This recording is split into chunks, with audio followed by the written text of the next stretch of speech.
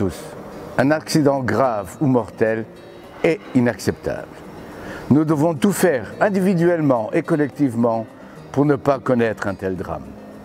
Et je crois, et j'ai toujours cru, que tout accident, quel qu'il soit, est évitable. Le strict respect des 10 règles de sécurité est un élément clé pour nous y aider. Dans l'intérêt de tous, collaborateurs de John Cockerill, intérimaires, personnel contracté et sous-traitants. Aujourd'hui, parlons du risque d'écrasement lors du passage ou du stationnement d'une charge suspendue ou en hauteur. Nos règles qui sauvent des vies. Je ne passe jamais sous une charge suspendue. Passer sous une charge, même un court instant, c'est prendre un sérieux risque d'écrasement. Tout objet suspendu ou en hauteur constitue un danger. Plus la charge est lourde et plus elle est haute, plus l'énergie de chute est importante. La zone de risque, quand il y a levage, n'est pas forcément uniquement sous la charge, car celle-ci peut être déviée lors de la chute. De plus, la charge peut également rebondir lorsqu'elle tombe au sol.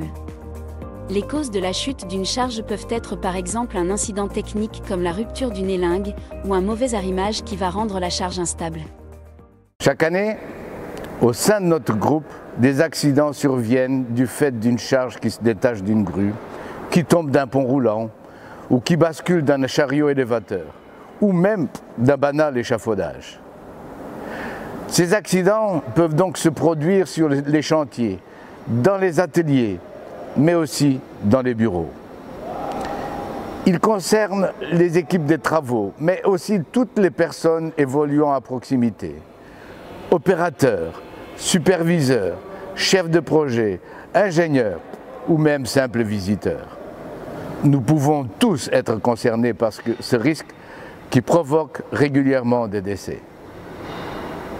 La vigilance partagée de chacun permettra de ne pas se trouver au mauvais endroit ou au mauvais moment et d'éviter de se faire écraser ou percuter par une charge. Alors, adoptez les bons comportements simples à retenir, accessibles à tous, applicables par tous et pour tous. Ils sont incontournables et non négociables. Je reste vigilant et je regarde en hauteur lorsque je me déplace dans un environnement de travail. Lorsque je vois une charge suspendue, je contourne la zone dangereuse. Je me positionne en dehors de la trajectoire des équipements en mouvement.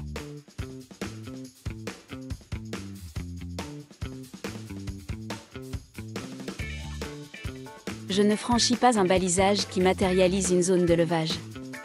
J'interviens si un collègue ou un tiers s'apprête à passer ou rester sous une charge.